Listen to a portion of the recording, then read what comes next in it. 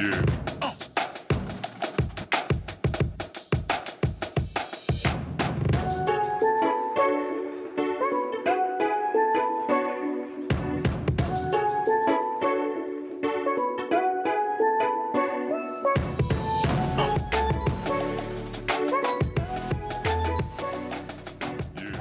Thanks for tuning in to Watch Girls A to Z. It's been quite a while, I feel like, since I've been on. Zoe and Josh tuned in and streamed in from Hong Kong 2 Thursdays ago, and now I am here and happy to be with you guys.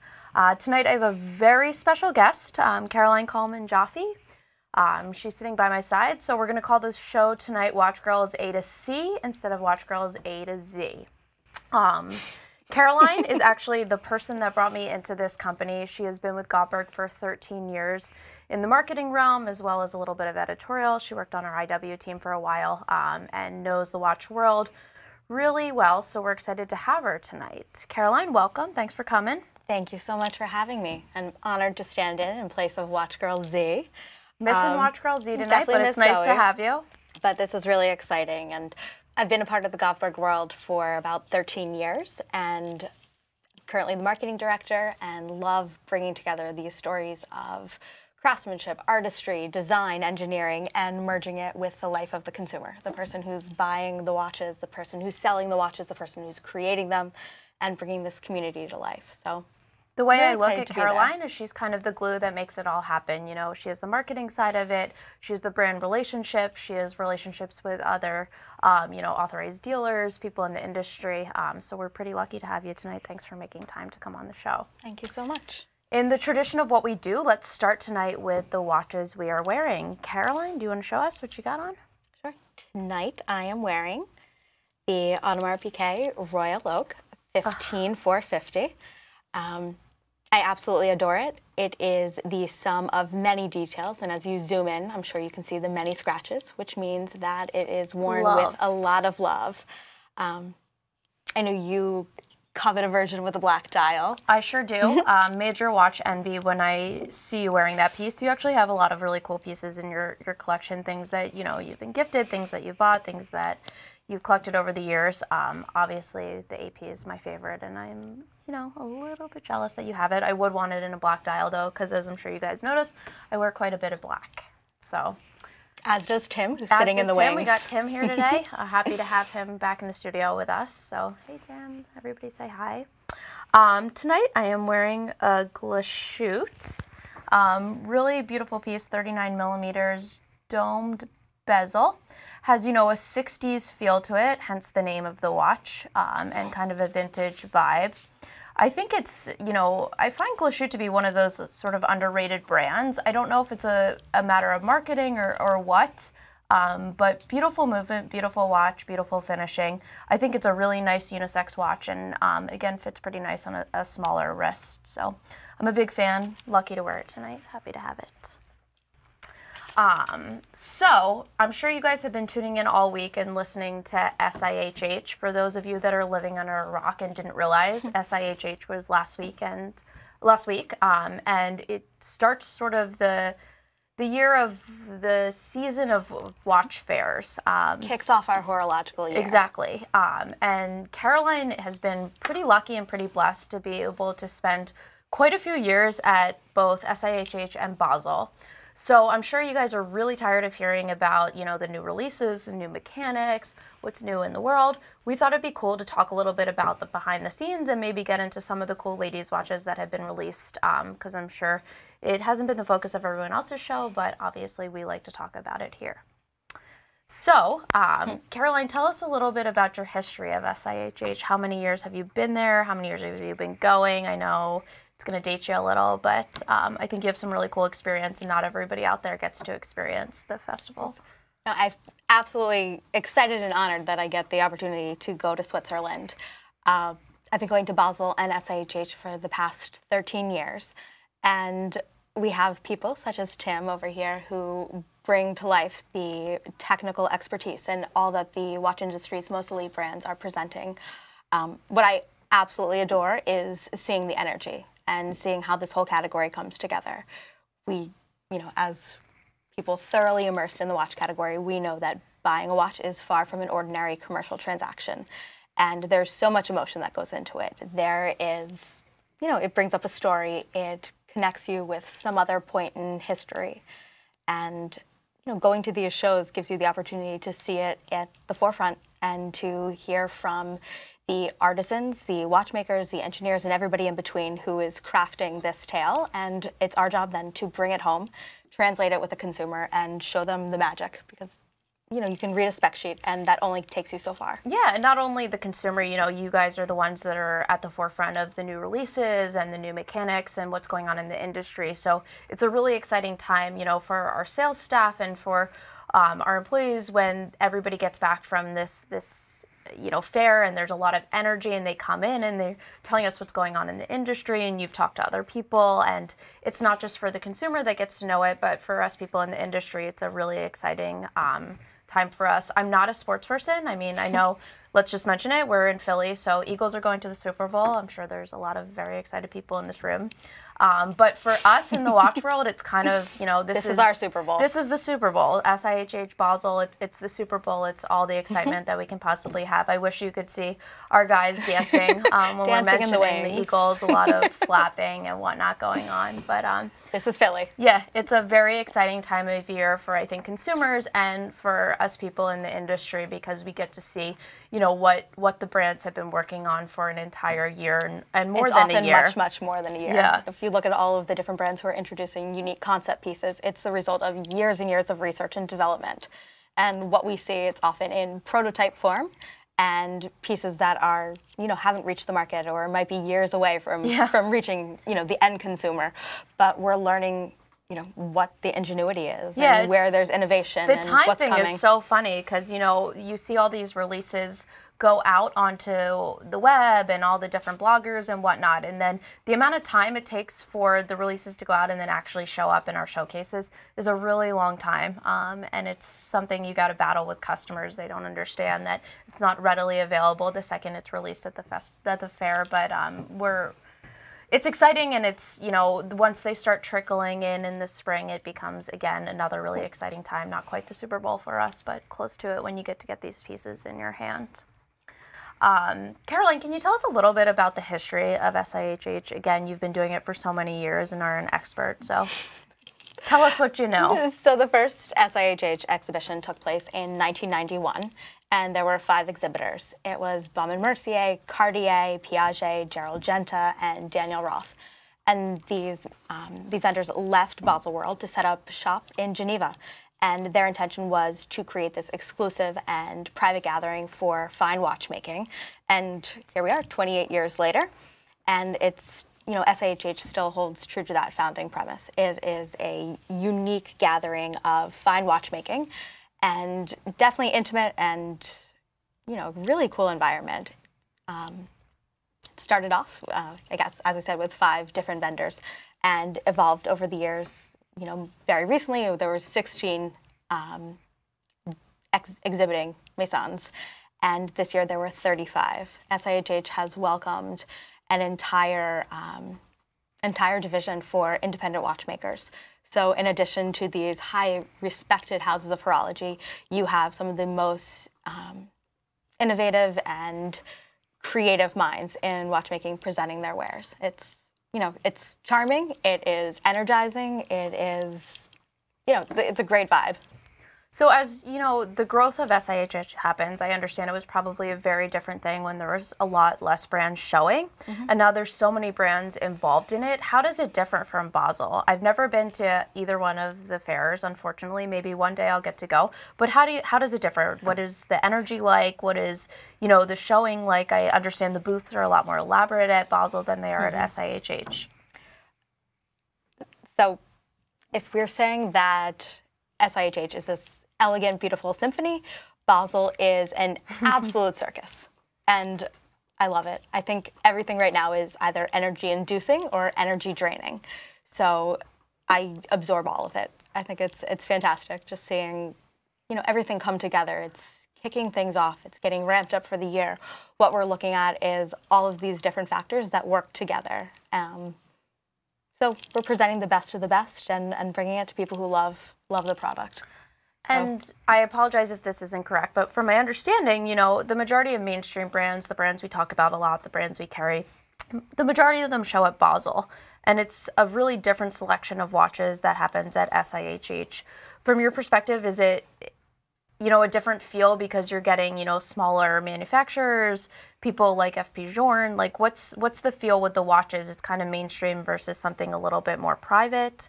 How does that work? So SIHH focuses, or I guess the Richemont brands form the, you know, the bulk of the brands who are displaying with a number of exhibiting friends. So you have, you know, Cartier, IWC, Vacheron Constantin, Panerai, Piaget, many more. Which feels like so many brands. Yeah, for sure. And then you name them out, and it's like, that's a lot of brands. You have the exhibiting friends. So you have Audemars Piguet, you have Grubel Forsey, Richard Mille, and then the independents. So you have Laurent Ferrier, you have Ressence, you have Carrie Vautoulainen, and you just outstanding craftsmen. And then this year it's actually interesting. So FP Journe does not display traditionally at SIHH, and this year they had a special exhibit for the Elegante collection. So every year while we're in Geneva for SIHH, we go to the manufacturer and visit Mr. Journe and, you know, see the absolute magic that is created behind the scenes. And this year we were able to see the extent and the extensive array of the Elegante collection within the halls of the Pell Expo. So it's interesting to see the focus. I don't mean to put you on the spot here, but why do you think that was the line that he chose to emphasize in this fair? Any feeling for why? I know I'm putting It's actually interesting. There's, across many different brands, I felt like there was an emphasis on the commercial aspects. So that, you know, if you're looking at the line of Journe, it is highly nuanced. It is, you know, technically elite, and you know, you see that in a different sense within the Elegante collection, and it's something at a price point that's able to be brought to a more mainstream audience. So I think the price point thing is a pretty interesting thing. From again, the watches I've seen released, you know, you look at the Vacheron pieces and some other brands, the price point seems to be a really interesting concept that happened this year. In previous years, I think you see, you know, outrageous concept watches, and they definitely still exist. But from the conversations I've had with you and I've had with other people, it seems like price point is a big focus. What kind of trends did you see? So price point is definitely something, and I find myself to be somewhat jaded after just being immersed in the watch world every single day. I look at pricing, you know, with a different lens. So we're seeing pieces that are more palatable, and collections that appeal to a broader audience. So when you're mentioning, you know, the Vacheron 56 collection, the entry price point is $11,700. It is opening up the brand to an entirely, you know, new demographic, and it's really interesting. You see then, you know, Panerai that has introduced in-house movements to all of their models in the collection, and they've done so without, you know, raising the prices. So it's interesting to see the emphasis on both craftsmanship and, you know, affordability and, you know, access for, you know, the mainstream normal human. And again, I feel like it's a smart thing for the industry to do because, you know, you're battling with the smartwatch and lower end watches and trying to get the younger generation into wristwatches. So to create a more accessible price point is really important. I definitely agree with that, but at the same time, we are seeing more and more consumers of, you know, all different ages embracing the luxury watch category, whether they're doing so on the primary side or, you know, with the secondary market and buying pre-owned watches. It's not just the lower price point, but the younger generations are gravitating to. You know, when the smartwatches were starting to emerge, you had so many people saying, are millennials going to be interested in mechanical wristwear? And I think it's a resounding yes. Yeah, and it's not, you know, it's not just the competition of the smartwatch. It also has, I think, a lot to do with the resurgence of interest in craft and handmade things and quality pieces. You know, to think of what's happened to Etsy, for example, over the last however many years since it's been launched, it's pretty crazy, and there's such a new interest in handmade crafts. So I don't feel like it's a huge thing, but you know, there is some competition between entry-level watches. Do you go with a smartwatch that can support your day and count your steps and your calories and whatever, or do you invest in something, you know, at a not a similar price point, but maybe close to it for some of them? If we're talking smartwatches, I don't see the emotional connection to a smartwatch. I don't have an emotional connection to my phone. It's something that I find to be outrageously useful, and I'm glued to it, obviously, but I don't have an emotional connection to it. With watches, It's it's different. obviously Yeah, a debate for another time, and we can argue that one to death. But yeah, I think most people would agree. But again, I think the interest in price point is a very interesting thing, and it's a smart thing that the industry is doing, making watches more accessible, making watches more reasonable, making sure that, you know, younger people can move into the mechanical watch world, which is really important to keep their tradition alive. What other kind of trends did you see? So, as I mentioned before, concept watches, ultra thin executions. You had the Piaget Altiplano Ultimate Concept. You had Audemars Piguet's Royal Oak RD2. Just bringing technology and cutting edge design to the category.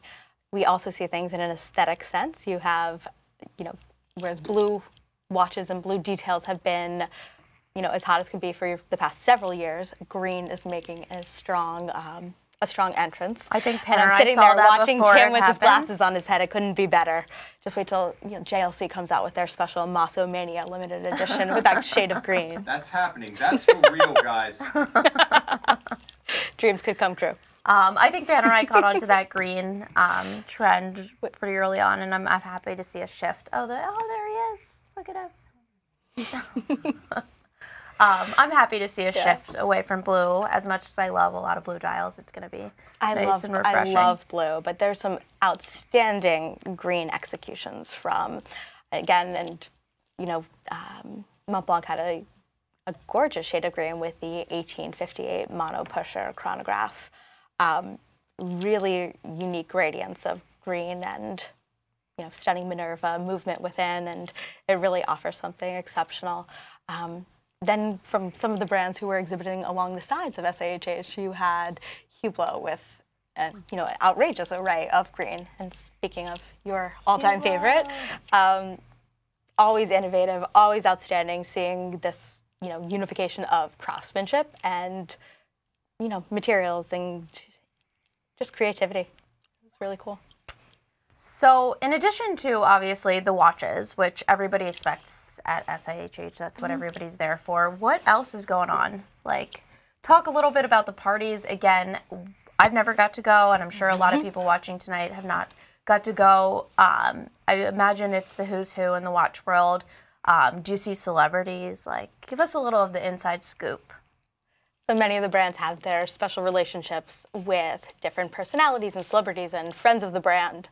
One that's just pretty funny, we were wandering through the halls and hear that Piaget's ambassador is on site with Ryan Reynolds, and I've never seen somebody run closer to the booth than Brian Goffberg at that very moment, just darting right over there to see if he could catch a glimpse. Did you guys actually get to see him? No. Not this year. No. But you've seen celebrities in the past? Yes. Who have you seen? Emmanuel Shrieky.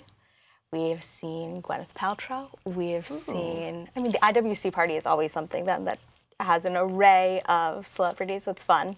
I have George as my annual date to the party.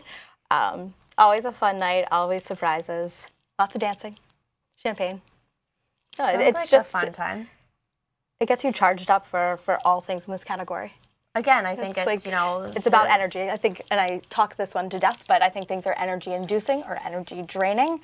And the ultimate goal is to, you know, make people as excited about this as we are.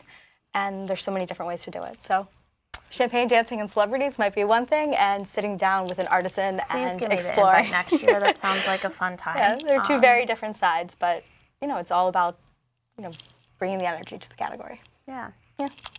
Well, hopefully at some point I'll get to go. But something I thought that was interesting this year based on the press and the things that I've read about, not only at SIHH, but I think it's starting to come out again in different media and whatnot, is kind of the introduction of pre-owned to the primary market and seeing as you're in the marketing world and you have access to these brands and you're having conversations, can you tell us a little bit about what's going on with brands, how they're, reacting to the growth and the future of pre-owned? Because Absolutely. between all of us watching this and between you and I, pre-owned watches are not going anywhere. No one's going to throw out the paddock their grandfather gave them. No one's going to, do anything to any of these expensive watches. So pre-owned's only going to become a bigger and bigger category. So I think it's time that the brands start to accept it. Did you see this? Like, what's going on there? I think we are sitting at a point of a fundamental change in the category. You've seen, the change in the Govberg platform over,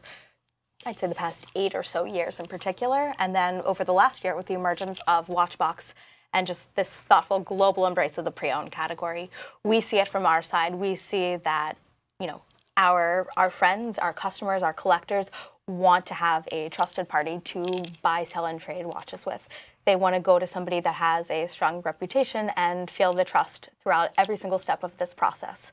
And, largely I think that the category it's confusing if you're not immersed in it day to day. And I think at like a large level, I think that it has, paralyzed many different facets of the category, just wondering how are they going to grapple with this and what will the approach be. I don't know. We see at Govberg that pre-owned is a path to new. People are trading in watches that they have that they no longer wear, using it as currency as they're going to buy their next watch, or, similar to the analogy, and we hear this all the time with the car industry. People have room in their garage for X number of watches or X number of cars, watches, whatever it might be, and they modify things over time. So it's interesting. But the brands, I think that they have, not understood this facet and have feared that the pre-owned category will, prevent the consumer from being interested in buying new watches. And from our experience, we see that is not the case. And then it's interesting, there have been a number of articles throughout the last week in Bloomberg, in the New York Times, in Reuters, discussing Audemars Piguet's embrace of the pre-owned category. And it's going to be utterly exciting to see how they roll this out. And we're seeing it every single day with Watchbox and Govberg, and are really excited to see how this expands to the broader category. Yeah, it's interesting because, like you said, I feel like the consumer understands it and the consumer wants to be a part of it. And as somebody that's in sales and deals with transactions all day long, there's very rarely a transaction where I'm not, getting offered a watch or a trade or something, or somebody's looking to sell a, bunch of watches in order to buy something else and to streamline their collection into something, more valuable or whatnot. The concept of fewer, better things. Exactly. Yeah. And that seems to be the way that the majority of people grow their collections. Like many things in this world, we start out with a lot of them, and then we start to, funnel it down to the most important pieces or the most valuable pieces or whatever it is that we value in our own personal collections, whatever it is. And I think that's a very personal thing for collectors. But for brands to not embrace, the pre-owned market, I just don't understand how they can sustain in business without, like how do these boutiques stay in business without their sales staff understanding what it is to take a trade. And then the interesting part becomes, if somebody walks into an AP boutique and wants to trade a Rolex, like what happens then? Like it's interesting. I think that's something we'll see unravel over the next 12 or so months. It's interesting if you see somebody that wants to trade a Rolex towards a Rolex or an AP towards an AP. It makes it a little simpler for the brands, but it will be interesting to see how the brands, take on that challenge moving forward. And something I think that's obviously amazing is that Danny and our entire team and Watchbox and everything we're doing is figuring out how we can facilitate that movement from watch to watch for our customers and make it easy and fun. Yeah. It's like, I can't stop talking about it gives you this interesting sense of nostalgia. It gives you, a longing for being a part of this community, whether it's, somebody who has a very different, set of aesthetic interests or intrigued by a different type of technical thing. You want to be a part of it. And, the trading aspect, it puts you in the game. Yeah. It gives you the opportunity to see different things over time. Yeah, from the sales perspective too, when somebody goes to trade in a watch, they generally have a story behind the watch.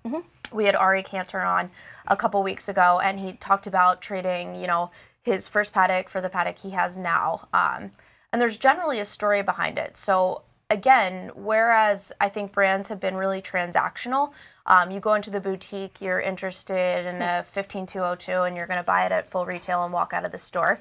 I think training the staff in order to be able to have a conversation and embrace the sensitivities and the story behind the watch, it's really important. And I think it's something, not to plug what we do, but it's something we do really, really well because we care and we want to know the stories. I think it's why we all have this YouTube show and we come on here and we want to talk to collectors. I think, again, the Ari Cantor interview was one of the best things we did. Just to hear the story is really interesting. So it's telling so much more than a story of a watch. Yeah, and it's going to be an interesting shift for brands that are generally transactional based into understanding that there's an art and, you know, you got to cuddle and love and be a part of somebody's interaction and trade because it's emotional. I don't know. I think we see that, you know, if you look at the array of hands-on watch reviews, the 6 different shows that go on this channel alone, we're entertaining, we're educating, we are showing the love for all things watch related. And it's, you know, it's what keeps us captivated. I think you have an extraordinary crew, and it's weird and fun and quirky, and you know that's the part where you know the magic happens, and we like, you know, getting to that point. And Ari is definitely somebody who gets to the quirky, weird part, and we adore him, and look forward to getting to know more and more collectors like that. Yeah, there's tons of people and tons of you out there watching us. Obviously, if you're tuned in on a Thursday night watching us or any other night of the week, you love watches, and again, we thrive and we love the stories, and we hope more and more we get to share your stories, so always send them over. We love to hear them. Caroline, I know she doesn't interface with customers quite as much as I do or some of our other guys on the show, so I'm sure she would appreciate some emails, messages, good stuff, because, you know, we all thrive on it. It's the energy we love to get. Definitely do. So I don't think we can go on without talking a little bit about watches. So let's talk about some of the, you know, cool watches we saw at the show, some things that you were really excited about. Before we get into that, what have you seen online and what have you seen, you know, popping up on Instagram feeds, on blogs, on websites that has intrigued you? You know, again, I think some of the concept watches were amazing. That Resonance, the Type 2 E-Crown piece, it's a brand we carry. We've had some really cool trainings with them. They're like nothing other. That watch is like a watch person's dream. You put down the watch, you tap it, and it resets itself, like legitimately a dream, because I can only imagine, I don't have a perpetual calendar or some complicated watch, but I can only imagine how irritating it is when you want to swap out your watches and you're not wearing it for a while, and then you have to like reset the whole thing. It's a pretty cool concept, and I'm really interested to see where they're going with it. How about yourself? What's the coolest thing you saw? What have you been seeing? Obviously, you got to see a lot of it firsthand. Putting you on the spot, I know. It's hard when you see a lot of stuff. I see so much, and I want one of everything, and that is you. I know. I think the ideal number of watches to have in a personal collection is 14, so that you have 2 options for every single day of the week, and that's really how I feel. I loved the product from IWC, the Jubilee collection. You know, celebrated the best of the best of IWC. An overused word in the category, but iconic styles were brought to life in a beautiful execution. And you and I we were talking about this privately the other day, about how interesting of a decision it was for IWC to go in that direction, giving the releases last year, which I would not say were as well received as this collection is going to be. They took all the best sellers, they took the best pieces, they celebrating what IWC, you know, earned a phenomenal reputation on. It's mechanical excellence, it's design excellence, you know, and integrating in-house movements within, you know, their automatic chronograph. And the Portuguese, it's you know, offers so much more and gives us a lot to look forward to over the next couple of years. I think we're going to see a ton of success with the IWC launches. I'm really excited to see them in person. I'm very excited for the Panerai Luminor Due 38 millimeters. I strive to have the 40 millimeter fit well in my wrist. This fits perfectly. I'm very excited. I think for a lot of us, I never thought the day would come. You know, they discontinued the 40s, and you know, you see them on the secondhand market. And for us, we always get excited when we see one come through the door because it's like finally something that will fit my wrist. I am so excited about it, and I cannot wait to see it in person. It gives women options that aren't just, you know, beautiful diamond adorned pieces, but you know, gives something that has more of the mechanical story and lets you connect to. Yeah, and again, I think at 38 millimeters, you know, it's not really a lady's watch. And, you know, as I was started thinking about the script and thinking about what we were going to do on the show tonight, I started to think about, you know, the conversation about ladies' watches versus unisex, and that maybe we're having the wrong conversation. And it's not a ladies versus men's conversation, and it's actually just a watch that fits a lady's wrist. And I think that's what we're going to see through. That's a perfect way to put it. Panerai, we're going to see that piece. I also think, again, the Vacheron Historique 1921 released the smaller version that you and I were talking about. It's not SIHH. It was released a little bit earlier.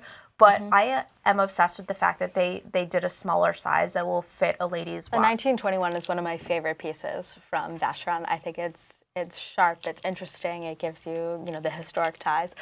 But, you know, I strive to find watches that fit my wrist. Yeah. That's why I love the AP. I think it's something that's not overly feminine. It has a strong story to it, strong design cues, outrageous history, and fits my wrist. And you know, I ultimately am looking for watches that fall into the share watch category, yeah, exactly. so I can, you know, get to that 14 count sooner rather than later. You and your husband can swap them out together.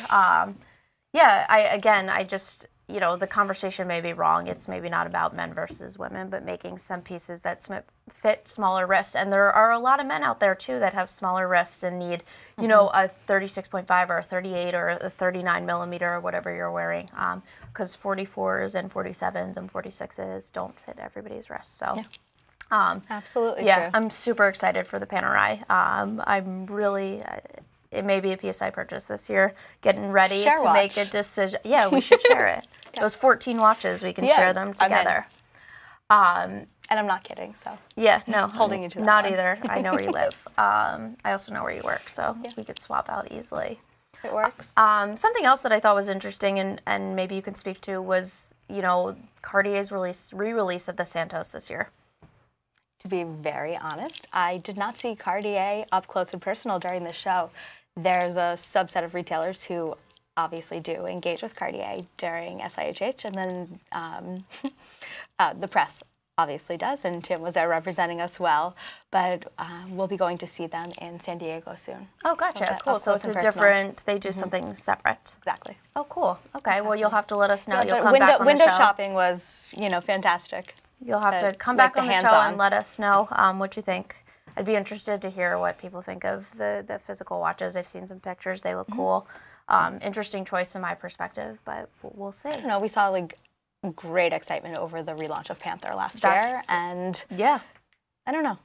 It's interesting to see all of the different re-releases and vintage-inspired pieces and bringing back, again, to use the word that we hate, but iconic styles from a brand's core collection and celebrating what is most successful within a brand and what has drawn, collectors to fall in love with these pieces. Do you think they'll re-release the Roadster at some point? We've been talking about that for a while. I'm like kind of shocked that you know what, it's really not been that discontinued for that long.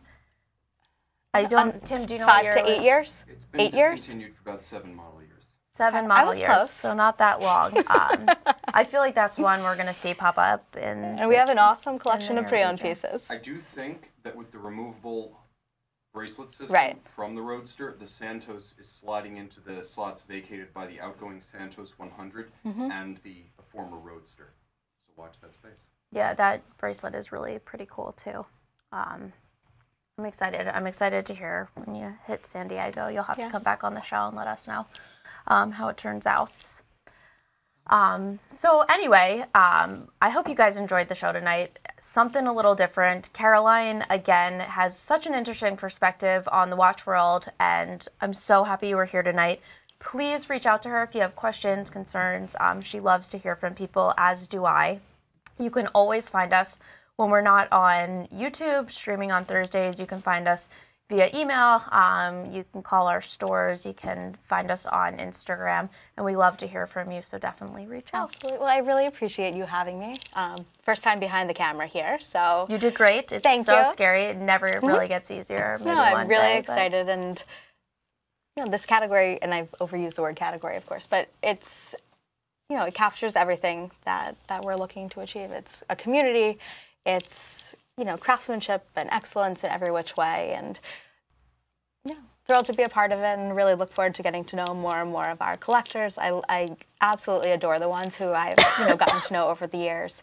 Love the editorial side of things. Love the retailers and just all of these interesting perspectives coming together. So look forward to celebrating it together. Yeah. Well, thanks for tuning in. We will see you guys in a couple weeks. Have a good one.